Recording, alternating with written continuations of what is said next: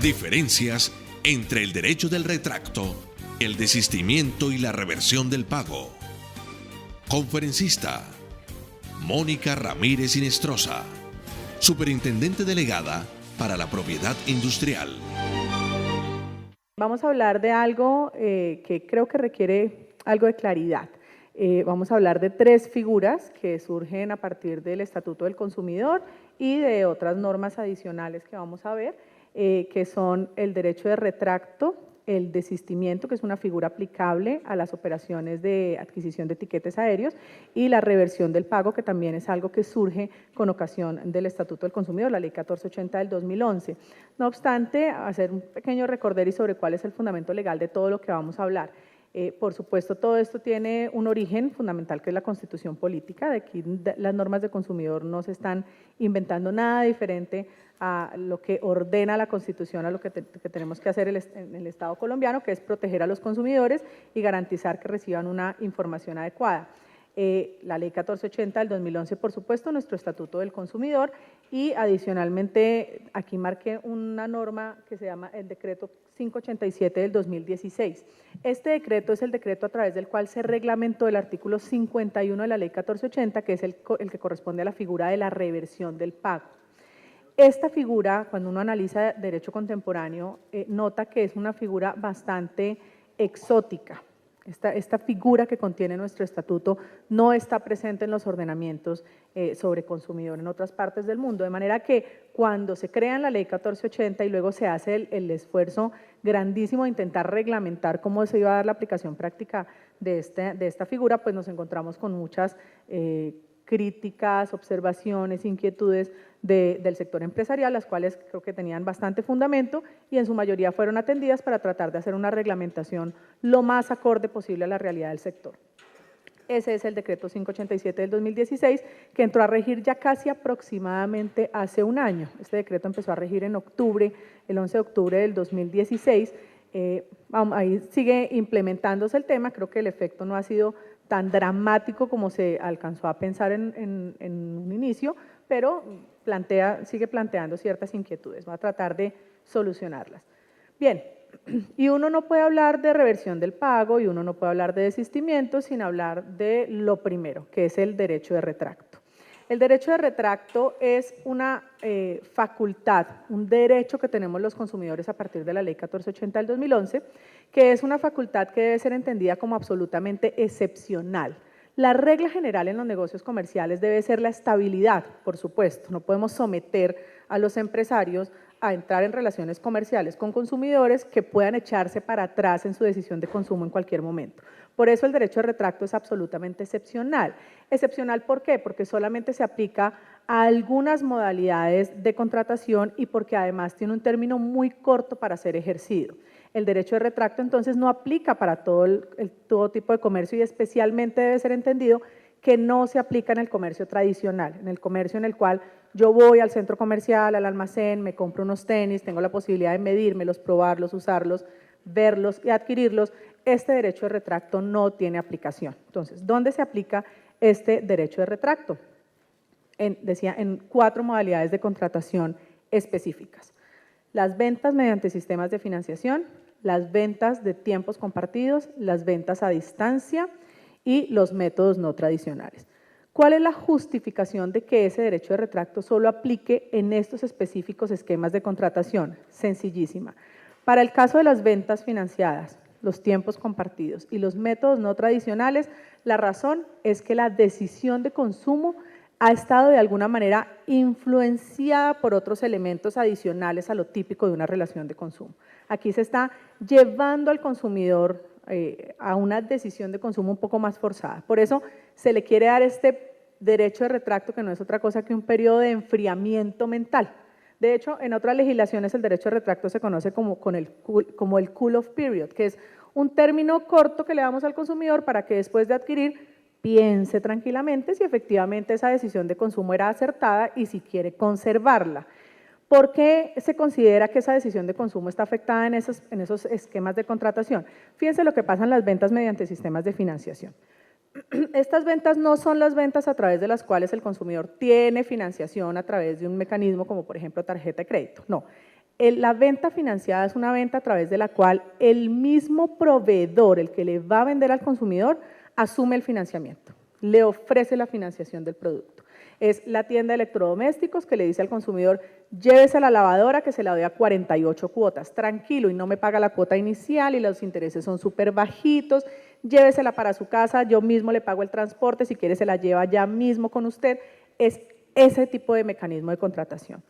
¿Por qué se considera que la decisión de consumo se ve afectada? Porque nada le duele más al consumidor en ese momento que pensar en las cuentas, en el bolsillo. Y si le están dando la magnífica oportunidad de llevársela ya mismo con 48 cuotas, intereses súper bajitos, pues seguramente el consumidor va a tener una afectación en su decisión de consumo. Lo más seguro es que cuando llegue a la casa, pues la señora lo regañe y le diga, no señor, usted tenía o tenemos otras deudas, tenemos que pagar la universidad del niño, otra cosa, usted ¿para qué se mete en esa deuda si es que la lavadora o la nevera todavía funciona? Entonces el señor se arrepiente y le dice al empresario, mire, mi derecho de retracto y le devuelvo el bien y no pasó nada.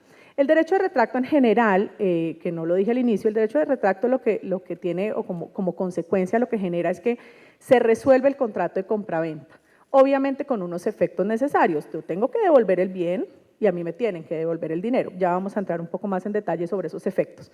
Pero eso es lo que pasa en la venta mediante sistemas de financiación. Las ventas de tiempos compartidos, no tengo ni qué decirlo, yo creo que muchos de ustedes o las han sufrido o las están disfrutando. No hay más, no hay otra opción. En las ventas de tiempos compartidos lo que sucede es que hay un mecanismo de comercialización que típicamente es bastante agresivo, no ilegal, pero sí es bastante agresivo. Trata de influir la decisión de consumo de una manera súper agresiva. De hecho, normalmente lo que tienen son unos mecanismos de escalamiento de ese intento de convencer al consumidor. Y normalmente intentan con el ejecutivo de ventas, que ya es bastante hábil, para tratar de convencer a la gente, pero si uno se sigue mostrando reacio, entonces le traen al supervisor. Y si uno todavía no ha sacado la billetera, entonces le traen al manager, al gerente de ventas, y ese sí normalmente hace que uno termine sacando la tarjeta de crédito.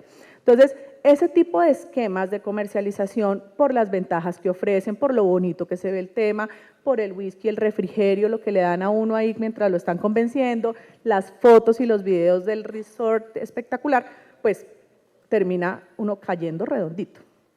Ese es otro tipo de mecanismo. Las ventas a distancia incluyen no solamente los mecanismos de comercio electrónico típicos, las ventas a través de páginas web, sino que también incluye todo otro tipo de contratación donde el consumidor no tiene contacto directo e inmediato con el producto. Catálogo, televisión, televentas, ventas por teléfono. Entonces, fíjense que aquí les decía, la justificación es diferente a lo que hemos venido viendo. Aquí no es por cómo se dio la decisión de consumo o cómo se perfeccionó esa decisión. Aquí, ¿cuál es la motivación para darle al consumidor ese periodo de repensar la compra? Que no tuvo contacto directo con el producto. Cuando yo en el ejemplo que les daba voy al centro comercial y me mido los tenis, yo tengo la oportunidad de verlos, tocarlos, ponérmelos, brincar en el almacén y yo sé, ya tengo una idea sobre si el producto cumple con lo que requiere para satisfacer mis necesidades. Entonces yo ya lo vi, yo ya sé cuál es el color, cuál es el material, qué tan aerodinámico puede ser, si me calza bien. Entonces ya tengo muchos más elementos para tomar mi decisión de consumo. Pero ¿qué pasa cuando esos mismos tenis los adquiero a través de un portal de comercio electrónico? No me los calcé. Yo soy 37, lo juro, pero los pido por internet y cuando me llegan me quedan apretados. Entonces, no necesariamente va a cumplir la necesidad. No puedo ver el color bien, porque muy seguramente puede haber una variación entre lo que se alcanza a ver en pantalla o en televisión o en el catálogo y lo que me llega a mi casa. El material lo mismo. Entonces, fíjense que esto puede pasar con cualquier tipo de productos que se vendan por internet o a distancia. Por esa razón, como yo no tengo el contacto directo con el producto, pues es aún más valedera la posibilidad de ejercer el derecho de retracto. Cuando el producto ya me llega a mi casa, yo ya lo veo, lo pruebo, ahí es donde puedo finalmente saber si el producto me va a servir para satisfacer esa necesidad que tengo y si efectivamente pues la cumple. Y el último decía métodos no tradicionales. Los métodos no tradicionales son otra categoría de la que también se habla a partir de la Ley 1480, que también ya fue reglamentada por otro decreto del Ministerio de Comercio, y habla desde estos mecanismos que también utilizan algunos sistemas un poco agresivos de convencimiento del consumidor, tampoco ilegales, pero que por lo que se caracterizan es porque el consumidor no es quien va a buscar el producto, sino que el producto casi que le llega al consumidor. Entonces, es los mecanismos a través de los cuales los vendedores son los que buscan al consumidor para abordarlo. Ustedes han visto ahora en los centros comerciales se puso de moda algo que era muy gringo, que es montar islas en los centros comerciales, y uno va caminando y de repente ve que el señor ya le echó la crema, le puso la almohadita caliente, alguna cosa, intentan de una vez convencer al consumidor y de verdad, que son súper hábiles en las ventas. Entonces, este tipo de mecanismos y otros mecanismos para otro tipo de cosas que también pueden ser los que llevan a consumidores a un escenario en el cual se aminora su decisión de consumo, su posibilidad de discernir al momento de tomar la decisión de consumo. Entonces, le llevan el whisky, la modelo súper bonita, paisa normalmente, porque además son las que más logran con sus atributos atraer a los señores, y entonces capturan al consumidor. Repito, no es ilegal, pero sí está reglamentado porque la ley dice, usted cuando utilice estos escenarios donde se pueda minorar la decisión de consumo, tiene unas obligaciones especiales con el consumidor. Entonces, en ese tipo de métodos no tradicionales también se considera que debemos darle al consumidor la posibilidad de que después de que ya pasó el whisky, etcétera, piense tranquilo. Si es lo que quiere, si lo necesita, listo. Si no, ejerza su derecho de retracto. El derecho de retracto, como les decía, no solamente tiene de excepción el tema de los mecanismos en los cuales opera. Como repito, hasta aquí espero que esté claro que no opera para mecanismos tradicionales de venta. Los tenis que compré en el centro comercial no puedo ir a ejercer derecho de retracto. Las políticas de cambios o devoluciones que tenga este tipo de comercio tradicional es algo que hacen por servicio al cliente. Nada en la ley obliga a un comercio tradicional a aceptar devoluciones o cambios. Normalmente lo hacen y tienen sus propias políticas por un tema de servicio al cliente, pero no por derecho de retracto. Entonces, ni se molesten en ir a pelear a un establecimiento de comercio donde compraron la lavadora presencialmente para ejercer derecho de retracto, porque no tienen por qué hacérselo valer. Repito, es algo absolutamente excepcional. Y es excepcional también en la medida en que sea un término muy corto para que el consumidor ejerza ese derecho. 5 días hábiles desde que me entregaron el bien o desde que celebramos el contrato de prestación de servicios. 5 días. En esos 5 días yo tengo que manifestar al señor proveedor que ya voy a resolver el contrato, no me interesa y voy a proceder a devolverle el bien y usted proceda a devolverme mi dinero. Una cosa muy importante que además marca una diferencia fundamental con la reversión del pago, que vamos a ver más adelante, es un punto donde se diferencian absolutamente, es que, ojo con esto, el derecho de retracto es algo que yo ejerzo porque porque sí. El derecho de retracto no tiene una causal, ¿se fijan? Me dieron el periodo de enfriamiento y yo ya tomo la decisión de que me quiero arrepentir y voy a resolver el contrato. Devuelvo el bien, devuélvanme el dinero. Entonces aquí la ley pues no puede ejercer algo abusivo, no puede respaldar al consumidor en un comportamiento abusivo. Por eso la ley dice, bueno, yo le voy a dar el derecho de retracto, señor consumidor, pero si usted va a ejercer el derecho de retracto, usted tiene que devolver el bien y tiene que asumir los costos de devolución del bien y tiene que devolvérselo por el mismo medio, en las mismas condiciones en que lo recibió. ¿Por qué? Porque si el señor está ejerciendo un derecho de retractarse voluntariamente por cualquier causal, pues no podemos poner al proveedor a asumir la carga y de los costos que implica ir a recoger la nevera otra vez donde la señora que ejerció el derecho de retracto, ¿no? Se puede arrepentir, pero ojo que usted tiene que devolverle el bien al proveedor. En la reversión del pago pasa diferente, ya lo vamos a ver.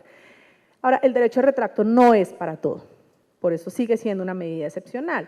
No es para todos los bienes ni para todos los servicios. Uno, no opera para la prestación de servicios, sí opera para servicios, pero no para la prestación de los servicios que ya empezaron a ejecutarse con consentimiento del consumidor. Si ya el servicio fue instalado en mi casa, empezaron a prestarme el servicio, nos pusimos de acuerdo y ya empezó el periodo de ejecución del contrato, yo ya no me puedo retractar.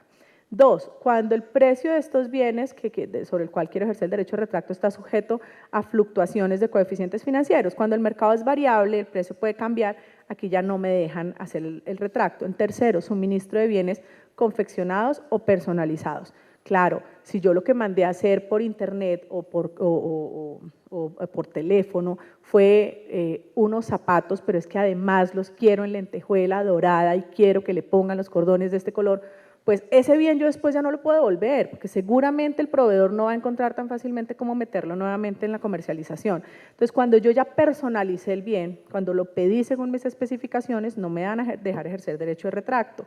Suministro de bienes que no pueden ser devueltos o caduquen, por supuesto, si se trata de algo ya comestible o perecedero, pues no. En los servicios de apuestas y loterías tampoco se permite el retracto. Cuando usted ya tomó la decisión de apostar, ya no puede pedir la devolución.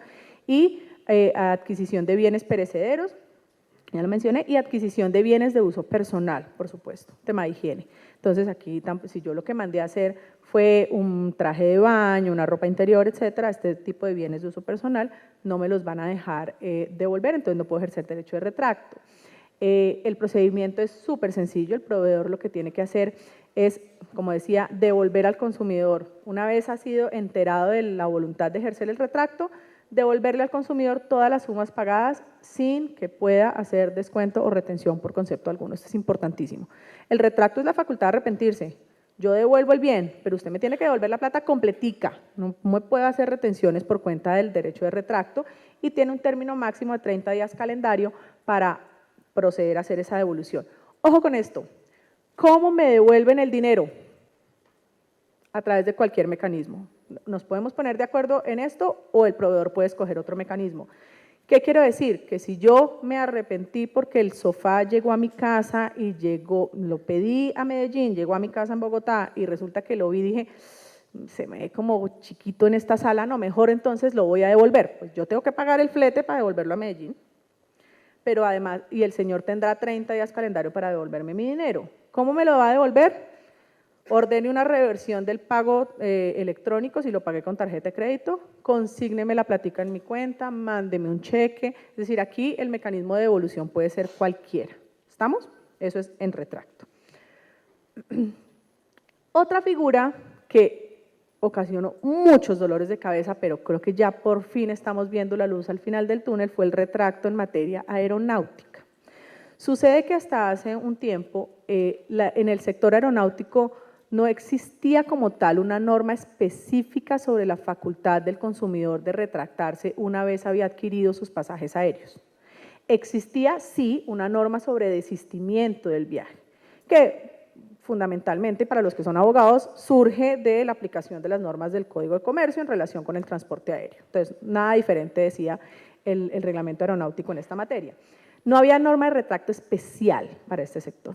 Entonces, cuando los consumidores querían ejercer el derecho de retracto que tenía la 1480, las aerolíneas decían, no, es que yo no tengo esa aplicación de esas normas porque yo tengo unas normas especiales.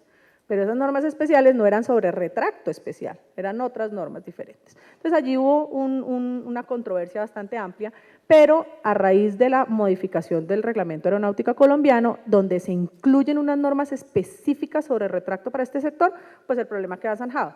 No aplicamos el retracto que acabamos de ver, aplicamos las normas sobre retracto del sector aeronáutico. Pero los consumidores, que quede claro, sí tienen derecho a retractarse de esa compra. Lo que pasa es que esto sí varía mucho con las normas generales que acabamos de ver. Entonces, aquí importante, el retracto aeronáutico solamente opera para los bienes, para los tiquetes que han sido adquiridos en métodos no tradicionales o en ventas a distancia. Es decir, el derecho de retracto, cuando yo adquiero un tiquete y me quiero retractar y que me devuelvan el dinero, lo puedo hacer siempre y cuando ese tiquete haya sido adquirido por un mecanismo de comercio electrónico, por teléfono, por ejemplo, comprándolo a la aerolínea por teléfono, porque solamente opera para ventas a distancia o no tradicionales. Cuando yo fui a la oficina Avianca, cuando fui a la agencia de viajes y lo compré presencialmente, no tendré derecho de retracto. Eso está clarísimo desde el reglamento aeronáutico. Entonces, solamente opera para este tipo de adquisiciones. Se debe ejercer dentro de un término que es mucho más corto al del retracto general. Aquí el plazo que me dan son 48 horas siguientes al momento en el que hice la compra. Entonces, cuando yo compro el tiquete por un mecanismo de comercio electrónico o por teléfono, tengo 48 horas para ejercer el retracto. Pero, adicionalmente, esto lo limita aún más, solo lo puedo hacer si faltan 8 días o más para iniciar el vuelo en trayectos nacionales, o si faltan 15 días o más para iniciar el vuelo en trayectos internacionales. Entonces, fíjense que el retracto sí varía mucho en el retracto general del estatuto al retracto del sector aeronáutico. Aquí tenemos una limitación en mecanismo de adquisición y una limitación en cuanto a el término en el cual lo puedo ejercer, pero lo puedo ejercer. Y no me pueden, bueno, y aquí hay otro tema importante que diferencia también el retracto general, es que yo les decía que en el retracto general no me pueden hacer retenciones, ¿cierto? Me tienen que devolver la plática completica. En el retracto aeronáutico sí se permite una retención, que es pequeña, una retención de 60.000 pesos en trayectos nacionales, o si fue una adquisición de un trayecto internacional, $50. Y esto, digamos que es una retención que se aplica a favor de la empresa transportadora, pero con una limitación. Si el tiquete era de bajo costo, la limitación resulta importante porque solamente puede ser hasta el 10% del valor del tiquete, de lo que costaba el tiquete, y entiéndase el costo de solamente el transporte. ¿Qué pasa con el reembolso? En el retracto general eran 30 días calendario, aquí también son 30 días calendario, y lo que dice la norma es, si el consumidor quiere ir a la agencia, ojo que las agencias de viajes son intermediarias, ¿verdad? Si yo compré con una agencia y quiero tener el reembolso de ese dinero, ejercer el derecho de retracto, puedo ir a la agencia, y la agencia le pedirá el dinero a la aerolínea. Y cuando el dinero se lo dé la aerolínea, me lo darán a mí. Pero dice la ley, de eso, ese procedimiento lo pueden hacer, pero igual no pueden pasarse de los 30 días calendario, porque ese término no puede correr a favor en contra del consumidor. ¿Listo? Y también dice la ley, y le devolvemos la tasa aeroportuaria, porque si el señor se retractó, no hizo uso del servicio aéreo, pues no tenemos por qué cobrarle tasa aeroportuaria, de manera que también se la devolvemos. Importantísimo en retracto, tanto en general como en aeronáutico, la obligación fundamental de los proveedores no solamente es aceptar el derecho de retracto y respetarlo cuando el consumidor lo quiera ejercer, sino que aquí hay una obligación muy importante de información para el consumidor. Fíjense que muchos consumidores todavía a esta altura no saben que tienen derecho de retracto en ese tipo de compras, o en aeronáutico o en los mecanismos que vimos. ¿Qué es lo que busca la norma? Que esta información se dé previa y sobre todo oportunamente a los consumidores, que cuando procede el derecho, la posibilidad de retractarse, se lo digan al consumidor, para que el consumidor esté informado de que puede adquirir, pero también que tiene el derecho de retracto si lo quisiera ejercer. Esto es importante tanto en retracto general como en aeronáutico. En aeronáutico también el vendedor debe informar durante la venta y al momento de emitirle el etiquete, usted tiene un derecho de retracto porque lo adquirió a través de comercio electrónico o a través de teléfono, y las condiciones para ejercer el retracto son estas, y esas son las consecuencias de ejercer el derecho de retracto, le voy a devolver el dinero. Entonces, aquí es sobre la obligación de información. Bien, pasemos a la otra figura, que es la figura que se choca con el retracto, que a veces como que no se entiende un poco cómo funciona el tema. Y tan evidente es que el tema es confuso que cuando sale hace un año, un poco más de un año, el decreto reglamentario de reversión de pago, pues uno lo que veía en medios y lo que oía era que los consumidores venían furiosos a decir, no, es que cómo así que no me están ejerciendo, no me están aceptando mi derecho de retracto y ahora no me quieren reversar la transacción de la tarjeta electrónica si es que yo tengo derecho al retracto. Entonces se armó, digamos, una mezcolanza entre estos dos derechos que resultó fundamental salir a explicar cuál es la diferencia entre uno y otro mecanismo. El retracto, como vimos, opera solo para algunos mecanismos, sin ninguna causal, me puedo arrepentir, tengo un término y me tienen que devolver la plata completica. ¿Qué pasa en la reversión del pago? La reversión del pago es aún más limitada. Es una facultad que tenemos los consumidores cuando adquirimos a través de un mecanismo de venta a distancia, es decir, a través de un mecanismo de comercio electrónico. Solamente la reversión del pago entonces no opera ni para el comercio tradicional, donde compré presencialmente, no opera para los otros canales de tiempos compartidos, etcétera, salvo que todo se haya adquirido a través de un mecanismo de comercio electrónico. Entonces la reversión del pago opera, tiene dos condiciones fundamentales que deben concurrir simultáneamente. Uno, que yo haya adquirido el bien o el servicio a través de un mecanismo de comercio electrónico. ¿Qué es mecanismo de comercio electrónico? Internet, call center, televentas, tiendas virtuales, es decir, todo lo que es venta a distancia que no me permite contacto directo con el producto. Y la ley, ¿por qué tengo el botón de PC ahí? Porque la ley involucra el PSD dentro de los mecanismos de comercio electrónico. Erradamente, a mi modo de ver, porque el PSD es un mecanismo de pago, pero no es un mecanismo de comercialización. Pero ahí está.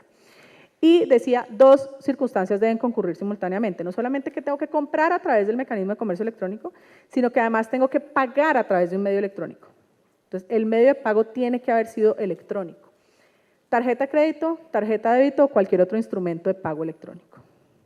Si es comprado por internet, WhatsApp, Instagram, lo pedí a mi casa y lo pago en mi casa, ya no opera de reversión de pago. Si voy y lo pago en efectivo, en un baloto para que me llegue a mi casa, ahí ya no hay reversión de pago. Entonces, la reversión del pago necesita que concurran esas dos circunstancias, mecanismo de compra, mecanismo de pago. Pero tampoco procede para todo tipo de compras hechas a través de comercio electrónico. No procede para relaciones de consumo en las cuales exista una regulación especial en materia de reversión de pagos. Es decir, esta es una norma general porque proviene de una disposición general del Estatuto del Consumidor, pero si hay un sector donde haya una norma especial, no solo de protección al consumidor, sino una norma especial que contenga unos procedimientos y unas reglas especiales para reversión de pago en ese sector, entonces no aplicamos estas normas generales. Eso hasta hoy no existe, pero si hubiese un sector que regulara especialmente la reversión, pues dejaríamos de aplicar lo que vamos a mencionar. Los pagos realizados por canales tradicionales, como les decía, si yo voy a Efectipago, si pago en mi casa en efectivo, si pago por datáfono, eso no se entiende como mecanismo de pago electrónico. Operaciones en las cuales el productor o expendedor y la entidad emisora del instrumento de pago electrónico no se encuentren domiciliados en Colombia. Entonces, si yo lo adquirí por comercio electrónico y él no está ubicado en Colombia, al proveedor, y adicionalmente pagué con un instrumento de pago de otra entidad que no está domiciliada en Colombia, un banco que no es colombiano, no está domiciliado en Colombia, ahí no opera la reversión de pago. Bien, ¿en qué causales aplica? Entonces, fíjense la diferencia con el retracto. En el retracto es porque sí, porque no tengo ni siquiera que aducir una causal ni justificar mi decisión de arrepentirme. En la reversión del pago sí tiene que haber una causal. Y es más, no solamente tiene que haber, tengo que declarar la causal al momento de solicitar la reversión de pago. Esto es muy importante porque este sí que es un mecanismo más excepcional todavía que el retracto. En la reversión de pago, entonces, no solamente tiene que concurrir forma de comercialización electrónica, mecanismo de pago, sino que tiene que concurrir una de estas causales. Una, cuando el consumidor sea objeto de fraude. Entonces, esa adquisición se hizo con mi tarjeta de crédito, pero es una operación fraudulenta en la cual yo no participé. Dos, cuando el producto adquirido no sea recibido. Puede pasar, ¿no? Entonces, compro por un mecanismo de comercio electrónico y me quedé esperando. Tranquila que el 26 le llega y pasó el 26 y pasó el 27 y llegamos al 30 y ya fue 2 de octubre y no llegó. Cuando no fue recibido, puedo de una vez proceder a la reversión del pago.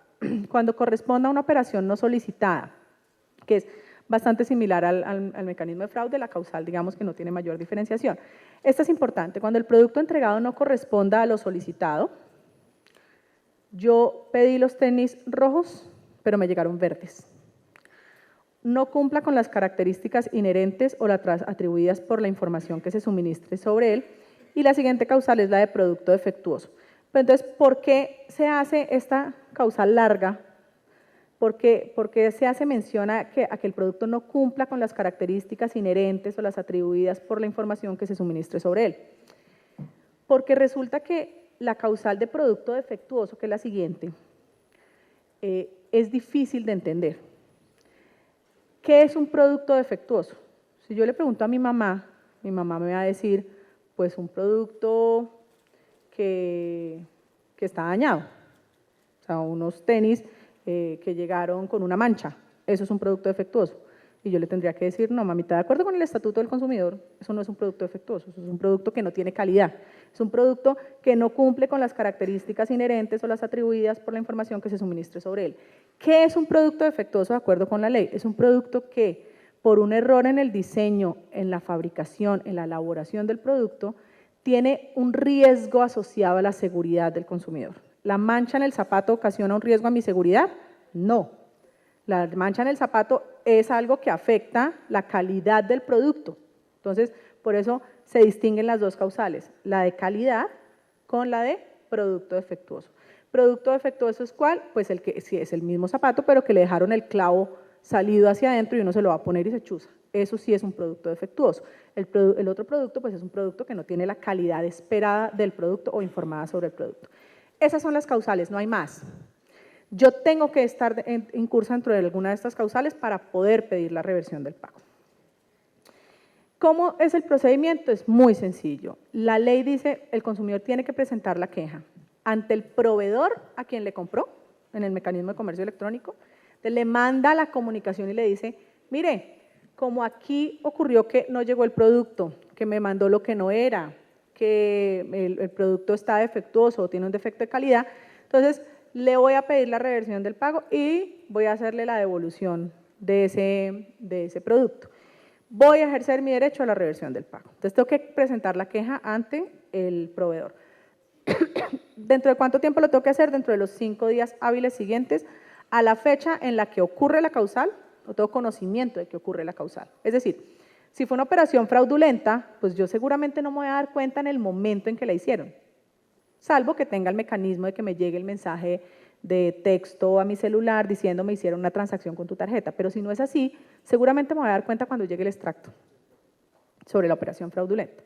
Pero si se trata de producto que llegó, que se solicitó y no llegó, pues yo ya estoy sentada el día 26 esperándolo, me dijo que iba a llegar el 26 y no ha pasado, entonces ya pasó 27, 28, 29, tengo que contar los 5 días hábiles. Y ahí, dentro de esos 5 días hábiles, decirle al proveedor, oiga, usted me incumplió porque me iba a llegar este día y no me llegó y estoy dentro de mis 5 días hábiles. O llegó el producto, lo saqué de la caja, me lo probé, no, esto no está con la mancha o tiene el clavo, entonces ahí es donde ocurre la causal, tengo 5 días hábiles para generar la solicitud. ¿Qué tengo que hacer en esa queja? ¿Qué le tengo que decir al proveedor? Tengo que decirle cuál es la razón que fundamenta la reversión de pago, esto es la causal que se presenta, indicarle dentro de ese listado cuál es la causal, el valor por el que solicito la reversión, porque fíjense que puede que yo haya comprado 2 pares de zapatos y solo sobre uno vaya a hacer la reversión, cuál es el valor al que corresponde esa reversión, e identificar cuál fue el mecanismo de pago con el que realicé la compra. Entonces, indicar la cuenta, la tarjeta de crédito, el instrumento de pago. ¿Y qué pasa del otro lado? Entonces, el proveedor recibe la queja, ¿qué tiene que hacer? Tiene que emitir una constancia de la presentación de la queja, porque ese es mi soporte, el que voy a tener para realizar cualquier otra reclamación. Ahora, ¿qué pasa si yo no conozco al proveedor? Porque, pues claro, si fue una operación fraudulenta o sucedió cualquier otra cosa de la que yo no conozco, no tengo conocimiento del proveedor, pues en ese caso el consumidor queda exonerado de la obligación de presentar esa queja y ya puede ir directamente al emisor del instrumento de pago. Algo muy controversial que sucedió en relación con la reversión del pago es el tema de la devolución del producto. ¿Se acuerdan que yo les decía en retracto pues que la obligación y la carga es del consumidor porque finalmente es una facultad que le están dando a arrepentirse? Pero ¿qué pasa con la devolución en el caso de la reversión del pago? ¿La culpa de que se tenga que reversar la operación es del consumidor o es del proveedor? Del proveedor. Entonces aquí, diferente a lo que pasa en el retracto, la norma dice, bueno, pues yo no puedo poner al consumidor en la carga de tener que devolver el producto al proveedor cuando ocurrieron alguna de estas causales. Entonces, la devolución del producto, esa obligación se va a entender satisfecha cuando el consumidor dice, aquí le dejo. Me llegó a mi casa, ahí se lo dejo en la portería. Bien pueda, mande por él. Porque yo no tengo como consumidor por qué asumir la obligación de devolver algo y asumir el costo del flete, asumir el riesgo de la custodia del producto, cuando el producto está en curso en alguna de estas causales o la adquisición, la operación está en alguna de estas causales. Entonces aquí, por eso es diferente el tratamiento de la devolución del producto en uno y otro. Y dentro del mismo periodo de 5 días hábiles que yo tengo a partir del momento en que ocurre la causal, para presentar la queja al proveedor, dentro de esos mismos 5 días tengo que además pedirle a mi banco, que es el emisor del instrumento de pago, de la tarjeta de débito, de la tarjeta de crédito, tengo que ir al banco dentro de ese mismo periodo, repito, y decirle, mire, yo ya presenté la queja ante el proveedor, por favor, proceda con la reversión del pago. Entonces, ¿qué tengo que presentarle? Soporte de la constancia, presentación de la queja al proveedor, por eso es importante que me emitan la constancia, y decirle, mire, yo ya cumplí con mi obligación de devolver porque ya lo dejé, es una manifestación solamente que se pide del consumidor diciendo, ya cumplí, el bien está a disposición del proveedor, presenté la queja ante el proveedor, por favor, proceda con la devolución. ¿Y qué es lo que tiene que pasar?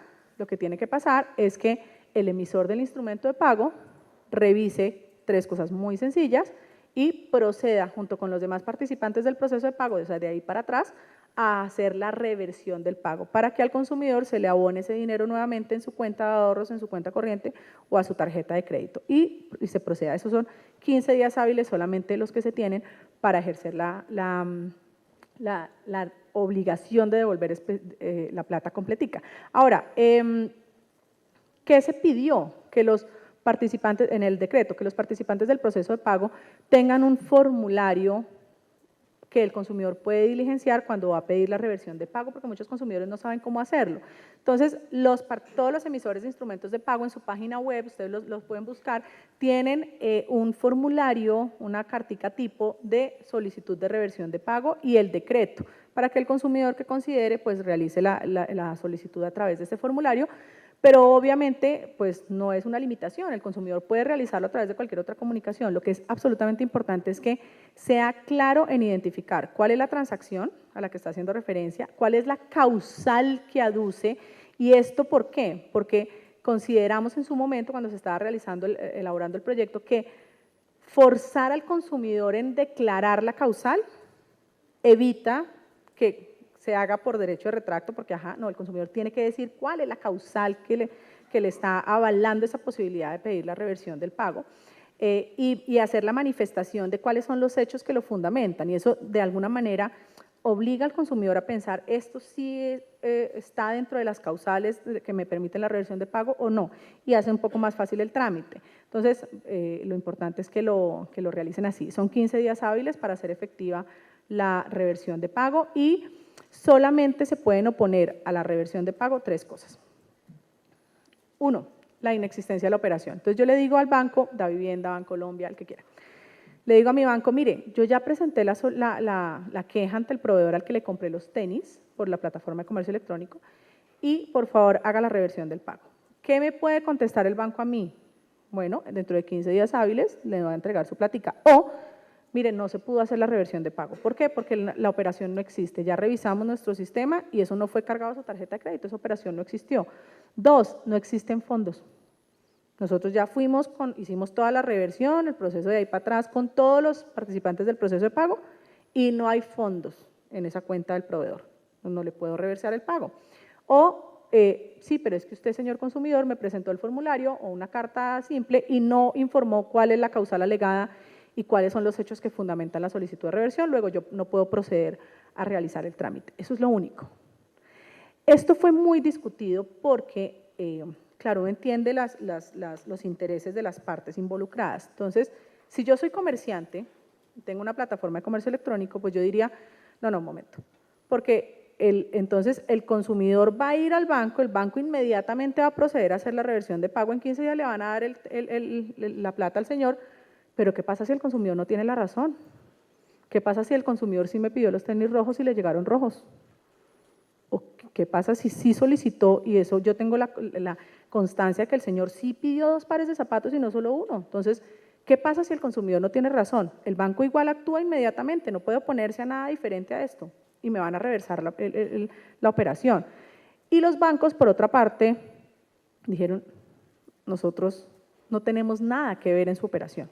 No tenemos nada que ver en esa relación de consumo entre proveedor y consumidor. Nosotros simplemente fuimos el mecanismo de pago. Luego yo no voy a asumir la carga de hacer una investigación para ver si el consumidor tiene o no tiene razón y por tanto voy a hacer o no la reversión. Luego el papel del banco es simplemente de hacer caso. El banco dice, bueno, llegó la solicitud, cumple con todo, hago la reversión. Ya el problema que se presente entre el consumidor y el proveedor lo resolverán en la vía administrativa y judicial correspondiente, pero no es un tema que pueda involucrar al banco, y así quedó. Si no existen recursos suficientes, el banco dirá, pues voy a hacer una reversión parcial.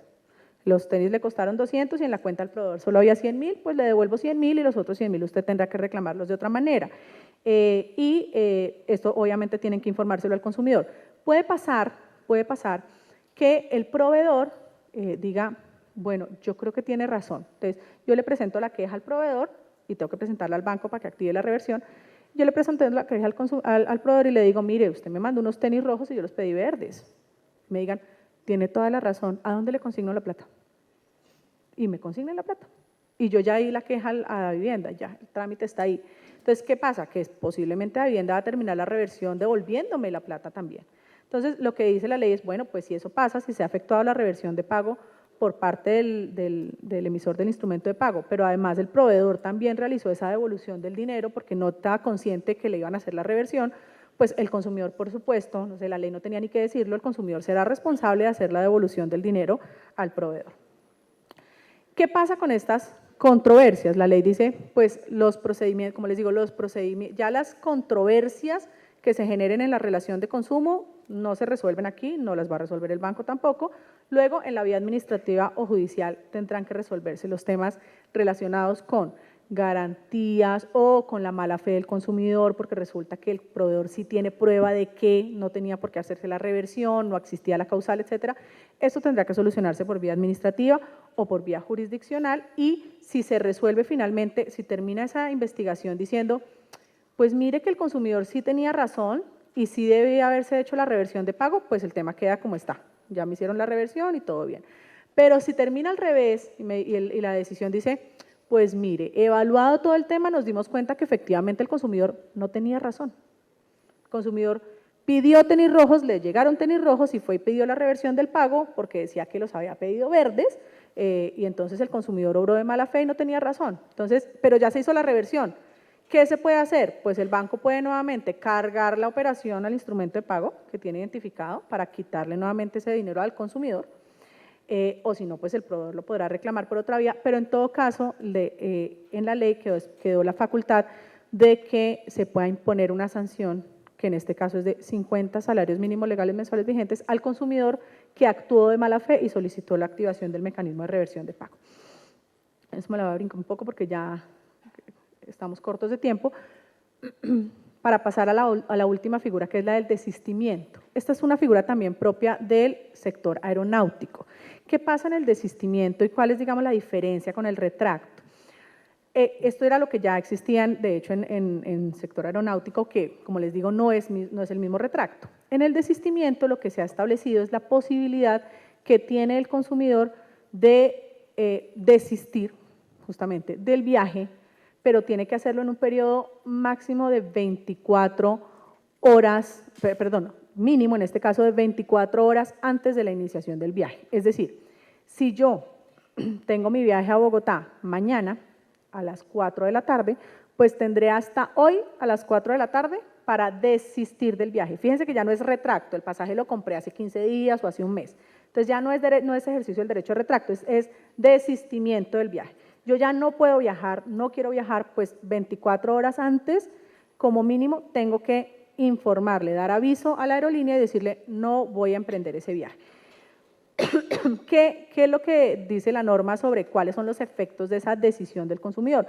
Pues que se le devuelve el dinero, claro, se le devuelve el dinero, él tiene derecho al reembolso del valor que se pagó del tiquete, pero aquí sí se aplica un porcentaje de retención. ¿Se acuerdan que los otros era un porcentaje muy chiquito de 60.000 pesos, $50? En este caso, lo que dice la ley es el porcentaje lo podrá definir la aerolínea dentro de sus condiciones, y adicionalmente este reembolso por desistimiento puede no operar para tarifas promocionales. Entonces, normalmente cuando uno adquiere una tarifa promocional, pero no puede desistir, o mejor dicho, si se arrepiente y no quiere viajar, igual puede hacerlo, pero no se le va a devolver el dinero. ¿Listo? Lo pueden hacer. Y pueden decir, si puedes desistir, en esta tarifa puedes desistir hasta 24 horas antes si lo haces, y te vamos a devolver el dinero, pero te vamos a aplicar una retención. Y esa retención tiene que ser informada al consumidor, en todo caso tampoco puede ser superior al 10% del valor que se recibió como concepto solamente de tarifa, sin incluir otros conceptos. ¿Qué pasa con casos como los actualmente sufridos? Cuando la causa del desistimiento resulta ser por variación de condiciones de hora de vuelo. Entonces, ¿qué puede suceder? Que la aerolínea me diga, no, es que el vuelo ya no es a esta hora, sino a esta otra hora. Entonces, cuando esa variación se da en las circunstancias de tiempo, yo como consumidor, fíjense, ya no estoy dentro de las 24 horas que me permitía el desistimiento, pero igual la ley dice, pues cuando eso ocurre, cuando variaron las condiciones del vuelo, usted tiene la facultad también de desistir. Y la aerolínea tendrá que devolverle el dinero, pero también tenemos que determinar cuál va a ser el valor de la retención que se va a aplicar en el caso de ese tipo de desembolsos. ¿Cuál es el término para reembolsar el dinero con ocasión de la decisión de desembolso, de desistimiento? 30 días calendario, igual al retracto que veníamos manejando tanto en aeronáutico como en el caso general. Si es ante la agencia de viajes, lo que sucede es que, igual que en el retracto, la agencia de viajes podrá decir, voy a esperar a que la aerolínea me dé el dinero para podérselo trasladar al consumidor, pero en todo caso la ley vuelve y le dice, solamente tienes 30 días calendario, puedes esperar a que la aerolínea te devuelva el dinero para dárselo al consumidor o puedes dárselo tú mismo y repetir contra la aerolínea, ¿listo? Ese es el derecho de desistimiento a grandes rasgos. Nuevamente, esto es repetición de la principal excepción al desembolso por desistimiento, que es no se aplica en viajes de tarifa promocional, salvo que haya sido absolutamente voluntario ofrecerlo por parte del transportador y haya sido informado el consumidor. Y eso a grandes rasgos es como una tabla diferencial de las tres figuras. Espero que haya sido medianamente clara con la explicación de ello. Gracias.